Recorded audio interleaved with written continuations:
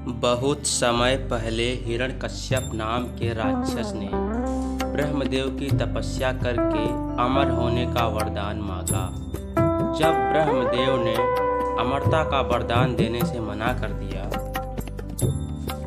तो उसने मांगा कि उसे संसार में रहने वाला कोई भी जीव जंतु, राक्षस, देवी देवता और मनुष्य मार न पाए, साथ ही न वो दिन में मरे और न रात में, और न ही आकाश में, न तो घर के अंदर और न ही बाहर, और न ही शस्त्र से मरे और न ही अस्त्र से।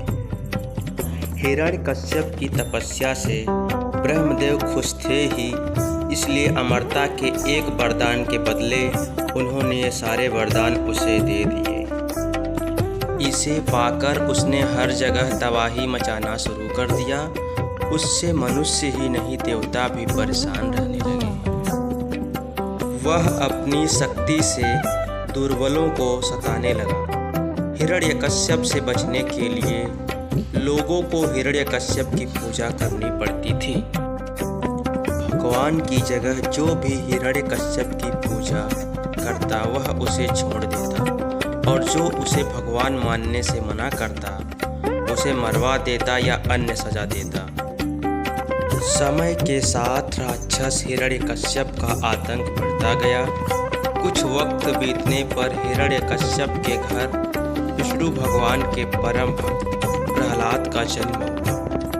हिरण्यकश्यप ने प्रहलाद को कई बार विष्णु भगवान की पूजा करने से मना किया और कहा, मैं ही भगवान हूँ, तुम मेरी आराधना करो।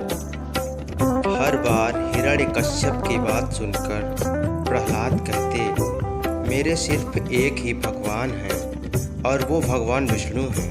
प्रहलाद की बातें सुनकर हिरण्यकश्यप उन्हें मारने की कई कोशिश की, लेकिन वह सफल नहीं हो पाया। भगवान विष्णु अपनी शक्ति से हर बार हिरण्यकश्यप के सारे प्रयास विफल कर देते थे। एक दिन हिरण्यकश्यप के घर उसकी बहन होलिका आई। होलिका को आग में न जलने का वरदान प्राप्त था। उसके पास एक ऐसा कंबल था जिसे लपेट कर यदि वह आग में चली जाए तो आग उसे नहीं जला सकती थी। हिरण्यकश्यप को अपने बेटे से परेशान देखकर होलिका ने कहा, भैया मैं अपनी गोद में प्रहलाद को लेकर आग में बैठ जाऊंगी, जिससे वह जल जाएगा और आपकी परेशानी भी खत्म हो जाएगी। हिरण्यकश्यप ने इस योजना के लिए हामी भरी। उसके बाद होलिका अपनी गोद में प्रहलाद को बैठाकर आग पर बैठ गई। उसी वक्त भगवान की कृपा से होलिका का कंबल प्रहलाद के ऊपर आ गया और होलिका जलकर खाक हो गई। प्रहलाद एक बार फिर प्रभु विष्णु की कृपा से बच गए। आग में जिस दिन होलिका जलकर भस्म हो गई, इसी दिन को आज तक लोग होलिका दहन के नाम से जानते हैं। इसे बुराई पर अच्छाई की जीत के रूप में देखते हुए खुशी में होलिका दहन के अगले दिन